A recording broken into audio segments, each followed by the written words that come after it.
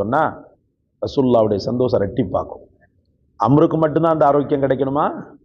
நமக்கு அந்த தோற்ற பொழிவு கிடைக்கும், ஆரோக்கியம் கிடைக்கும். ரசூல் துவா செய்வாங்க. ஏன்னா மறுமையில் அவங்களுக்கு அவ்வளோ பெரிய கிஃப்டை கொடுண்டு அல்லாஹ்விடத்தில் கேட்டிருக்கிறோம். ரசூல் ஸல்லல்லாஹு அலைஹி வஸல்லம் அகமகிழ்ந்து நமக்கு ஷஃபாத்தை மட்டும் தரமாட்டாங்க, அதோடு கூடி இந்த உலகத்தின் வாழ்க்கையில் துவாவையும் கொடுத்துருவாங்க. அதை இன்ஷா அல்லாஹ் நம்ம செய்யணும், மறக்கக்கூடாது. எழுதி வைத்துக் கொள்ளுங்க. பாங்கு துவா தெரியாமையா இருக்கும், சின்ன பிள்ளையிலேருந்தே நம்ம படிச்சிருக்கோம். ஆனாலும் அந்த நேரத்தில் நமக்கு ஏதாவது காரியங்களை பண்ணிக்கிட்டு கிடப்போம். பாங்கு சொல்லும்போது ஒரு பெரிய அசால்ட்டு தன்மையோடு இருப்போம். பாங்கு சொல்லும்போது ஒரு பெரிய மெனக்கெடல் நமக்கு இருக்காது. அந்த தவறுகளை திருத்திக் கொள்வோம் இன்ஷா அல்லாஹ். இனிமேல் வரக்கூடிய காலகட்டத்தில் விழிப்புணர்வாக பாங்க முறையான முறையில் கேட்டு பதில் சொல்லி இந்த துவாவையும் நம்ம ஓதுவோம்.